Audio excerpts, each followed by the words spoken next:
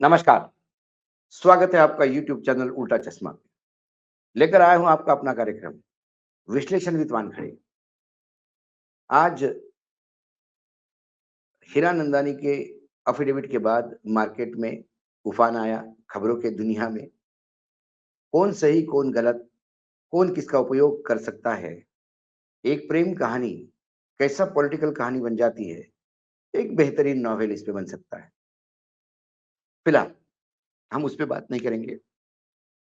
सर्वोच्च न्यायालय में आज ईडी के PML act prevention of money laundry act का सेक्शन 50 पे याचिका डिस्पोज करने के बजाय उसको हियरिंग के लिए दी।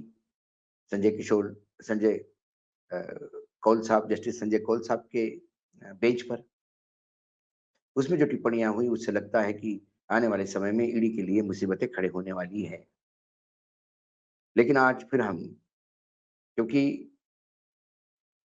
इस देश में जब भी अडानी का नाम लो, कई लोग खड़े हो जाते हैं बचाने के लिए। लेकिन जहाँ गलत है गलत है, जहाँ सही है सही है। यही पत्रकारिता कम से कम उल्टा चश्मा पे आपको देखने को मिले।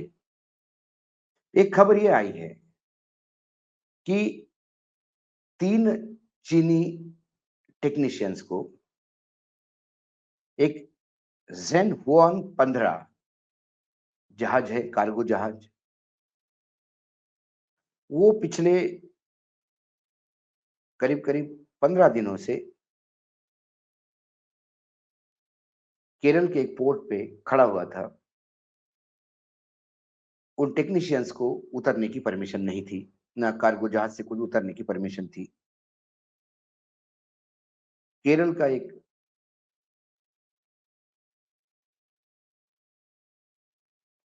पोर्ट है, जिसको प्राइवेटाइज़ करने के बाद उसका नाम अडानी विज हिंगन हिंजन विज हिंजन Adani Vizhinjam port private limited, ये केरल का एक पोर्ट है जो अडानी सेठ को दिया गया है। अब इस पे कई दिनों से ये जहाज खड़ा था और इसको अल्टीमेटली अडानी ग्रुप की तरफ से जो इंफॉर्मेशन आई वो ये है कि फॉरेन रीजनल रजिस्ट्रेशन ऑफिस ने कुछ टेक्नीशियन को 3 टेक्नीशियन को कार्गो के साथ पोर्ट पे उतरने की परमिशन दी है। लेकिन जो जहाज रानी मंत्रालय है हमारा, शिपिंग मिनिस्ट्री, उसने बताया कि 30 क्रू मेंबर हैं जहाज के और 12 टेक्निकल लोग हैं।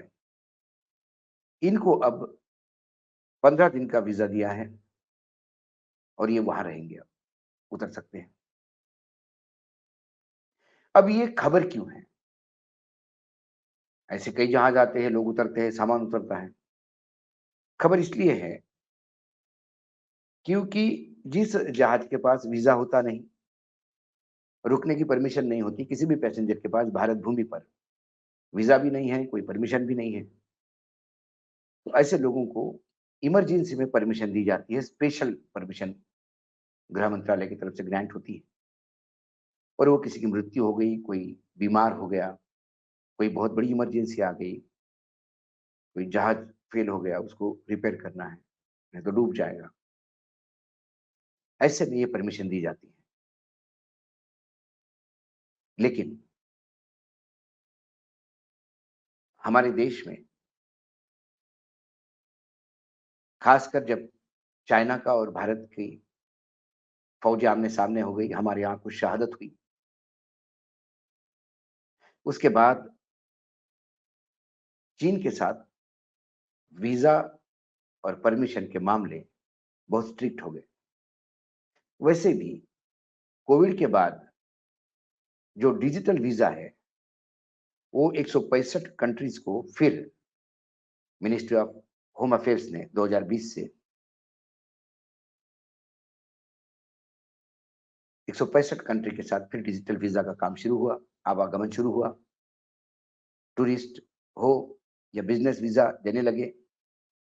लेकिन उसमें एक राइडर है, और राइडर ये है कि Afghanistan, China, Ethiopia, Iraq, Nigeria, Somalia, Sri Lanka और पाकिस्तान, इन देशों के यदि उनके पास डॉक्यूमेंट नहीं हो और या हो भी तो भी इनके टेक्नीशियंस को और इनके क्रू को भारत में एंट्री नहीं है। चाइना भी उसमें एक है और चाइना को लेके भारत और ज्यादा स्ट्रिक्ट है। लेकिन क्या करें, अडानी सेठ ने 2018 में ही Shanghai Zhenhua port machinery company limited Hong Kong, यहां के साथ जून 2018 में एक कॉन्ट्रैक्ट साइन किया था, जिसके तहत वो जो केरला का पोर्ट है या जो अडानी के पोर्ट होंगे उसकी डिजाइन करेंगे, उसके लिए जो चीजें लगती है वो मैन्युफैक्चर करेंगे, सप्लाई करेंगे, इंस्टॉलेशन करेंगे और टीम भी देंगे ऑपरेट करने की। तो उसी के तहत कुछ क्रेन्स आई थी, ज़ेनहुन 15 शिप में जो जहाज का नाम है उस पे, और उसको उतरने की परमिशन नहीं थी। ये अभी मंत्रालय चुप्पी साधे हुए हैं। एक अधिकारी को जब मैंने पूछा तो उसने इतना ही कहा कि अरे भाई अडानी सेठ का मामला है, परमिशन तो मिलनी ही थी। मतलब 2020 में जो मिनिस्ट्री ऑफ होम अफेयर्स ने जो सर्कुलर निकाला, अपने ही सर्कुलर को आप वॉयलेट भी कर सकते हैं, अपने ही सर्कुलर को खिलाफ भी आप जाकर किसी को एड्रेस कर सकते हैं, बशर्ते वो अडानी। अडानी जी चीन के कंपनी से पोर्ट की डिजाइन, मशीनरी सब सप्लाई कर सकते हैं। सी पोर्ट, एयरपोर्ट, ये लॉजिस्टिक के बहुत बड़े सेंटर हैं। जब भी किसी देश का युद्ध होगा तो सी पोर्ट्स और एयरपोर्ट्स, सिर्फ एयरफोर्स का ही बेस नहीं, बाकी शहरी सिविल एयरपोर्ट्स भी यूज होते हैं। सारे सी पोर्ट्स डिफेंस के लिए भी यूज होते हैं। ऐसे में क्या चाइना के लोग वहां हो, चाइना के द्वारा बनाए गए ये तमाम चीजें चाइनीज ओरिजिन के लोगों को वहां लैंडिंग ठीक होगा। और मैं ये कहता हूं कि हर बिजनेस जरूरी नहीं कि चाइना कोई उसमें अपने लोग ही भेजता हो, लेकिन यदि यही काम किसी और कंपनी का होता तो क्या भारत सरकार उसे परमिशन देती? न्यूज क्लिक ने एक फंडिंग लिया जो चाइनीज है, जिससे फंडिंग लिया वो कहता है कि मैं चाइना के साथ मेरे संबंध है, लेकिन मैंने ये फंडिंग चाइना से नहीं लिया। न्यूज क्लिक ने फंडिंग लिया हो तो न्यूज क्लिक पे काम करने वाले पत्रकारों तक को पुलिस उठा के ले गई है। कोई पत्रकार सरकार को सवाल पूछता है तो नीचे कमेंट आते हैं कि ये चाइना से पैसा लेके बात कर रहा है।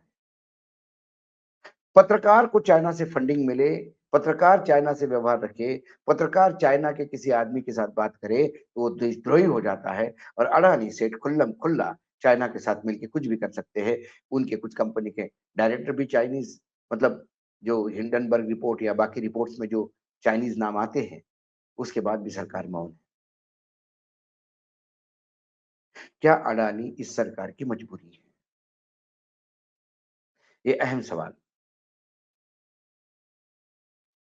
मैं ये नहीं कहता कि सरकार ने व्यापार के लिए चाइना के लिए दरवाजे बंद रखे हैं, लेकिन ये सब्जेक्ट क्यों क्यों चाइना से बाकी लोग व्यापार करें तो देशद्रोही हो जाते हैं। चाइना को बैन करने की, चाइनीज गुड़ को बैन करने की बात होती है। सोशल मीडिया पे बीजेपी से जुड़े हुए तमाम संगठन लगातार चाइना के खिलाफ आग उगलते रहते हैं। और फिर सरकारी दामाद ही चाइना के गोद में बैठ के काम करते हैं, लेकिन वो फिर भी देश विकास और राष्ट्र विकास की बात करते हैं। क्योंकि दर्शन हीरानंदानी का जो एफिडेविट है, उसमें भी यही कहा गया कि अडानी जी को बदनाम इसलिए किया गया क्योंकि वो नरेंद्र मोदी जी के नजदीक है।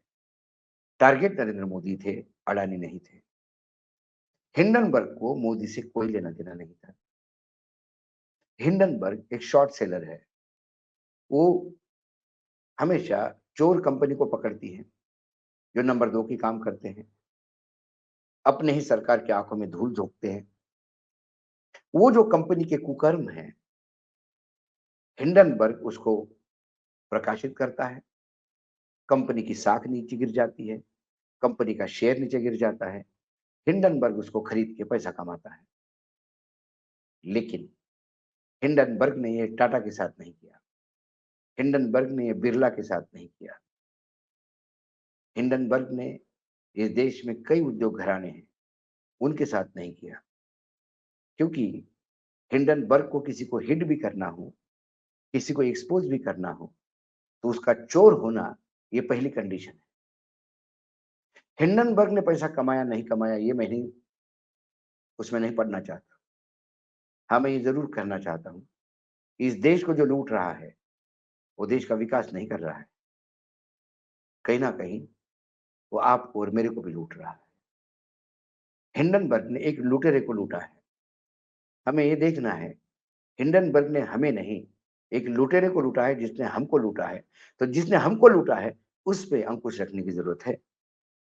और यदि अडानी जी इतने पाक साफ है, तो 35 साल तक जिस प्रदेश में राम राज्य चल रहा हो, भाजपा की सरकार हो, और 10 साल से डबल इंजन की सरकार हो, डबल राम राज्य चल रहा हो, उस सरकार ने अडानी जी को कोल के लिए एक्स्ट्रा पैसे चार्ज करने के लिए क्यों 3,000 करोड़ रुपए वापस मांगे? इसमें तो कोई चाइनीज कनेक्शन नहीं है। इसमें तो किसी पत्रकार ने कुछ नहीं कहा। ये तो गुजरात सरकार और अडानी के बीच का पत्र व्यवहार है। कम से कम इसमें तो मत कहिए कि गुजरात सरकार चाइना से